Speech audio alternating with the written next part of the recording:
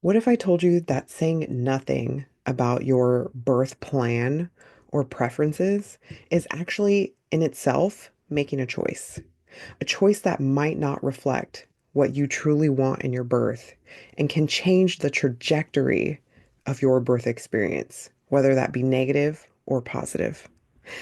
Hello, everyone, and welcome back to the Journey to VBAC podcast. My name is Petra Cruz. I had a vaginal birth after three cesareans, and I am the creator of the Journey to VBAC membership. Today, we are diving into something that most people don't even realize when it comes to birth, or honestly, life in general. And that's the idea that doing nothing is still doing something. Now, this might seem like a weird concept to some people, but I want to go a little deeper. I really just want to kind of get your wheels turning about you not making any choices in your birth and that actually being a choice in itself. So I remember when I was planning my first, my second, my third birth, and I didn't think of myself as making a choice by just going along with what my provider suggested, because that's what I did. I just wanted to go along with my provider because I thought I was being easygoing and trusting the experts and believing that they had my best interest at heart and that they knew what my heart wanted. And it's just not realistic. Looking back, I see how my silence actually shaped my experience in the ways that I didn't want. So that's why my births turned out in ways that I hated. I left my births with trauma. And this episode isn't about judgment or fear. It's about creating awareness and empowerment in making decisions or not. So let's kind of unpack this together. Now, doing nothing feels neutral to you, right? Like you're just going to go with the flow. I'm just going to do what my doctor says. But here's the truth. When you say nothing, when you don't question, when you don't explore your options, that's still making a choice. It's just a passive one. And it often defaults to whatever system that you are placed in or you place yourself in. Now, for example, with my first birth, I didn't ask about monitoring policies. I just thought, like, oh, well, my body was made to do this. My body's going to know exactly what to do. And yes, it does. Absolutely, your body knows what to do if you let it. But when you are placed in a system that is not built to just let your body do what it needs to do and is kind of, and I hate to put it in this terms, but like the visual that I get with a hospital system is almost like you're on a conveyor belt and they're trying to get you processed and done and through this process as quickly as possible. So they're kind of running you through their cookie cutter model of the way they see birth should be. And that looks different to every hospital as well. And so, anyways, going back to my first birth, I didn't ask questions about anything at all. Like, seriously, like I was 16 years old. I didn't even know what to ask. So I just trusted my doctor and just, went to every appointment they told me to, went to every ultrasound they told me to, and was just like, okay, that's it. Like, and I didn't realize that I should or could even ask questions. So when it came time for my labor, I ended up being confined to the bed without even fully understanding why. And it wasn't malicious, obviously, on the part of like the hospital, the nurses, doctors. It was just their standard protocol. It was to hook you up to monitors and to basically labor in bed. Nobody ever helped me with positioning at all. I remember being like feeling like I was suffering because I was just going from my right side to my left side, from my left side to my right side. Like literally, that was it. I did nothing else besides that. And I feel like if I had asked, I might have realized that I had other options, but I didn't even understand what to ask, which was no fault of my own. I didn't know what I didn't know. And for me personally, I was a child having a child. So I just was trusting those authority figures and experts in birth because I had no experience with birth, obviously, no education. So I want you to imagine this scenario. Imagine that you are on a river and you're on a floaty and or an inner tube and you're just floating along. If you don't paddle, you are still moving, but it's the current, not you, that is deciding where you end up. So I want you to take that visual and think about it in the way of birth, because birth works the same way. If you are not steering the boat yourself, someone else is. So, what happens when you don't make an active decision? Let's kind of break it down here. So, when you don't make an active decision, you default to the systems set in place at that specific hospital, birth center, or it could even be a home birth. You are defaulting to the systems that that provider has in place. So if you don't choose a provider that's supportive of VBAC, you may very well get one who follows stricter, possibly even less supportive policies. And most hospitals actually have a standard VBAC policy. And if you don't ask what it is, you are agreeing to it by default. So, the second thing that happens when you don't make an active decision is the emotional aftermath of your birth.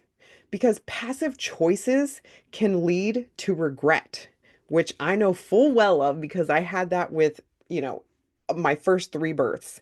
And it's not necessarily because of the actual outcome, but because you didn't feel involved. And I so remember feeling that way. I felt like everything was done to me, and I've also talked to so many moms who said, I didn't know that I could say no.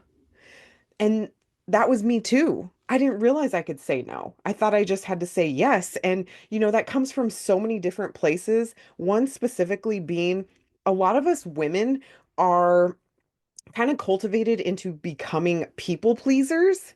And that's not everybody's experience, obviously, but typically it's girls because we're told to kind of like be quiet, don't be too loud, don't make a fuss.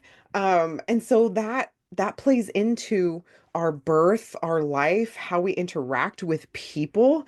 And this is one way, and it's a hard realization to have, especially after the fact. And another way that if you don't make an active decision, how it can affect you is you actually, unfortunately, have an increased risk of experiencing birth trauma. And birth trauma isn't about what happened. It's not about the exact scenario, but it's how it happened. Feeling powerless, unheard, or feeling like you rushed into making decisions before you fully understood what was actually happening. When you don't decide, others end up deciding for you. And sometimes those decisions don't align with your values or your unique body. And it's really sad to me because so many of us feel this way after our birth because we don't feel like we're the experts about birth. But one thing that you are an expert of is your body.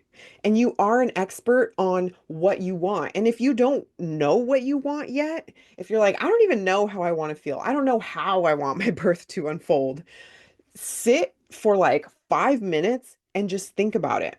Envision how you want to feel during your labor, how you want people to be talking to you. Do you want it to be calm? Do you want them to speak affirmations to you? And then during your birth experience, during the pushing experience, how do you want to be talked to? Do you want to be informed about everything? Do you want consent? Which this to me just feels like it should just be common. Like, of course, you want to, your consent to be asked before somebody does anything to you. But unfortunately, that's not the case. And it's really sad because I have witnessed myself and have had to, speak up to my client to make sure they were okay with certain things because sometimes I feel like doctors and midwives in the hospital, especially, and I'm not saying this doesn't happen in birth centers or home births either, but they are so accustomed to people just allowing them to say stick their fingers in your vagina that they don't even ask for consent. They're just like, I'm going to check you and I'm going to do this and I'm going to do that instead of being like, are you okay with me checking your cervix to see where your dilation is? And do you see how much longer that takes for them to ask? Some doctors, and it's not long, it's not that long at all, but sometimes doctors are taking care of so many patients sometimes that they're looking for the quickest way to get things done. And I'm not saying it's right because it's not right, but that's just like what happens. So making sure that you know what you want beforehand so that you can speak up for yourself and advocate for what you do and do not want. And that doesn't just start in your labor room. That starts in your pregnancy because it's good for you to have these conversations with yourself, with your partner, and then as well with your provider, your practitioner, whoever you choose to support you during your birth so that it's out there. And you can even ask them to, if you're at a prenatal appointment, you can ask them to put it in your notes for your visit, what you want. Not to say that they always will do this, but typically they do. They will put it in your notes. So at least you know that it's in your record. It's in your medical record that you said this, you want this, so that there is like a paper trail saying that you wanted this or didn't want this to happen that way. So I want to tell you, I know this all like it sounds negative and I hate for it to sound negative because I don't want it to sound that way. I don't want it to seem like I'm trying to scare you. I just want there to be a reality of typically like things that take place and how you can kind of combat it. And decision making isn't about controlling every single outcome. It's about you being an active participant in your experience. It's asking questions like, what are my options for continuous fetal monitoring or intermittent monitoring? What happens if we wait? Is there evidence supporting this recommendation? And being very specific with your questions, because sometimes people just ask their doctors, oh, do you have any stipulations for VBAC clients? And they'll say no.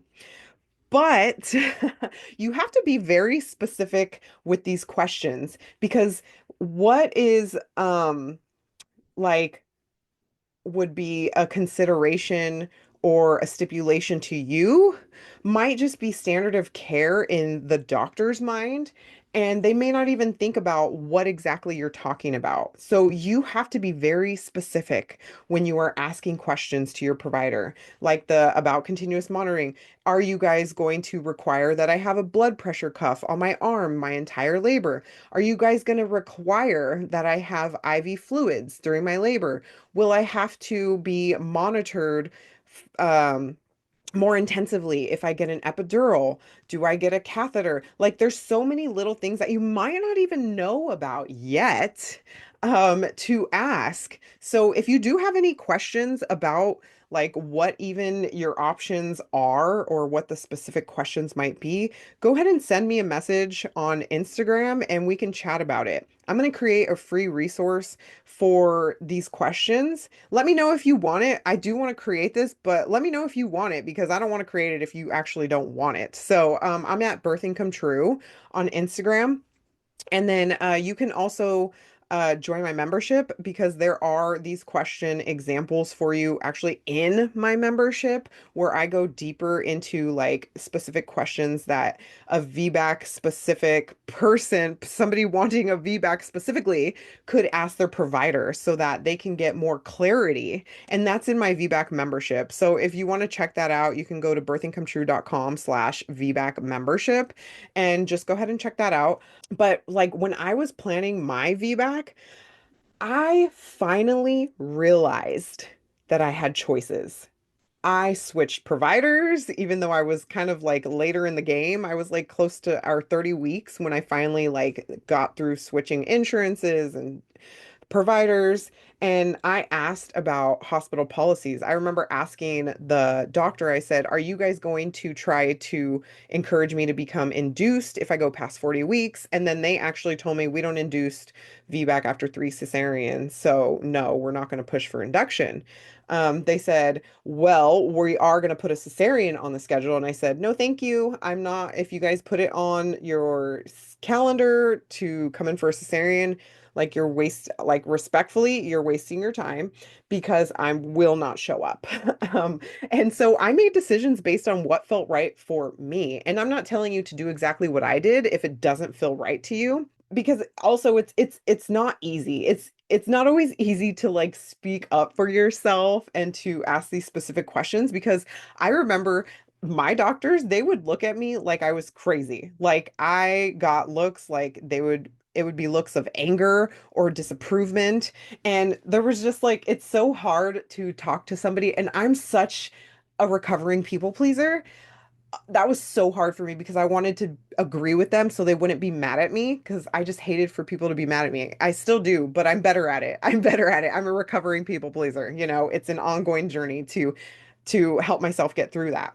But that was my experience. And so if you're unsure what decision to make, ask, what happens if I do nothing?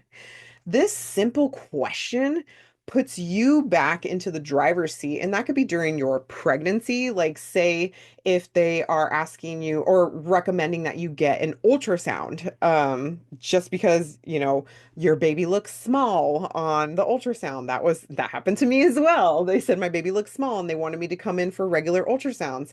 And I said no. I told them I was not coming in because that didn't feel right to me. I didn't think I had there was anything wrong with the growth of my baby personally, and you have to take everything that they say with a grain of salt, do your own research, see what feels right for you, talk to your partner, do whatever feels best to you in that specific scenario.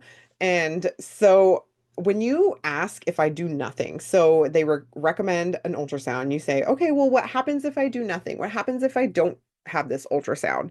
And if they legitimately will give you some risks and benefits to doing it, then I think that would be wonderful. But also do not put all your weight into what they are telling you, because unfortunately, they are not always pulling from evidence. They are sometimes pulling from their potential negative experiences that they've had before when something comes up similarly to potentially something they experienced before, and they don't want that negative situation to happen again. So they're being cautious or extra cautious. I don't know the specific situation obviously, but I'm just saying from my experience, a lot of times that happens because birth professionals, unfortunately, they experience trauma too, depending on, what situations they have gone through with previous clients. So it's not necessarily about your specific situation.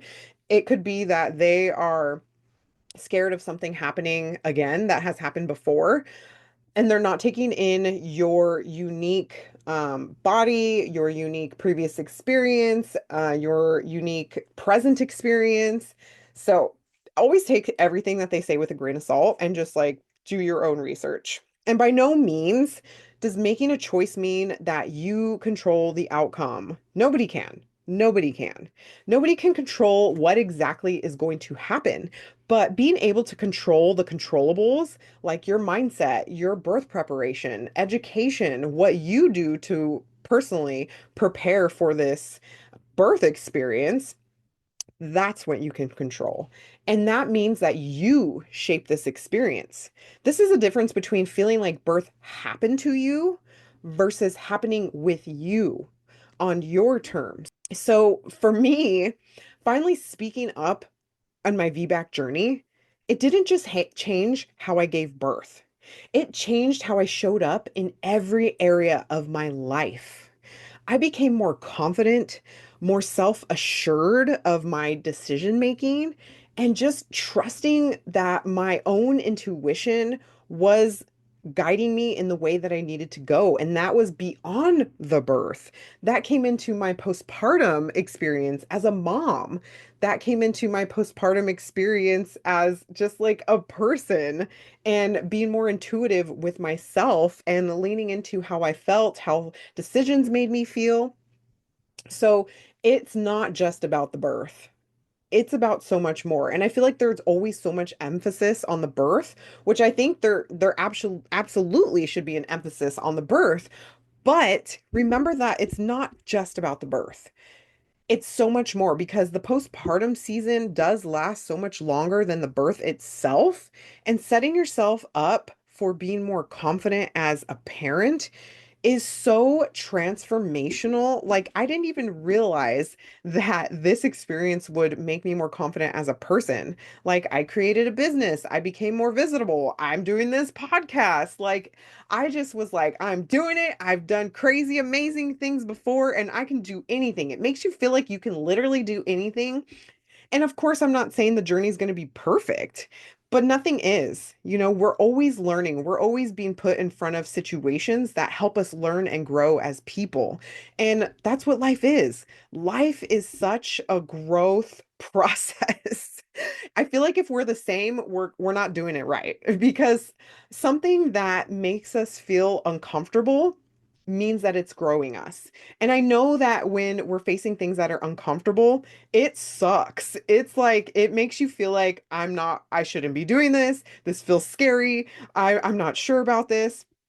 But once you start stepping out of that box, it becomes so much more easy.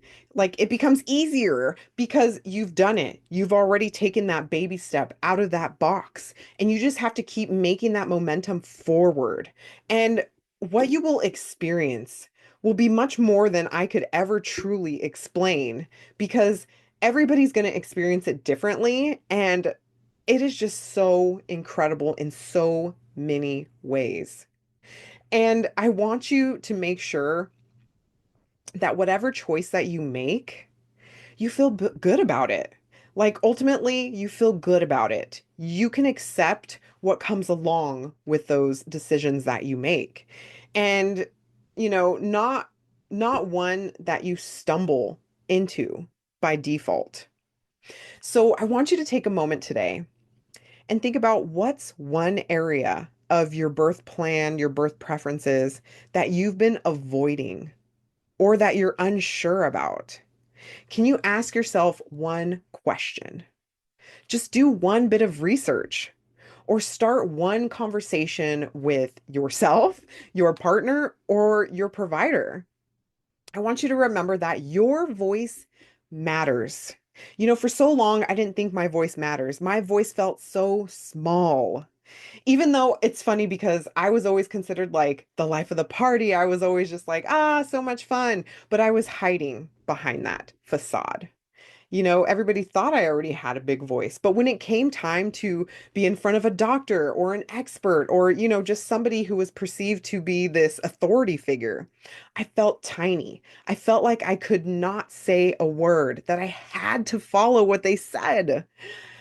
Now, I don't know if that's your journey, but that was my journey. And my hope with this is just that it can touch you in a way that it just makes you think. It just makes you think about what you could do to help yourself not just be swept up in the river, so to speak, swept up in the current and feel like this is a ride that I got on and I want to get off. You can do this. I so believe in you. Even if nobody else tells you they believe in you, I believe in you. And I say that from the bottom of my heart, with my whole heart. And if you do want more support in helping you to figure out, what even is my intuition? I don't even know what that is. Or if you just want to feel more confident in your choices, I want to invite you to join my VBAC membership. It is called the Journey to VBAC membership. And you can check it out. I will leave a link in the show notes so you can check it out. And it is a monthly membership that you pay for, but you can absolutely cancel anytime. Like, if you get in there and you're in there for a month and you decide this is not for me, I'm not into all this intention and meditation or, anything else that comes in it, because there's so much in it where I'm helping to build you up.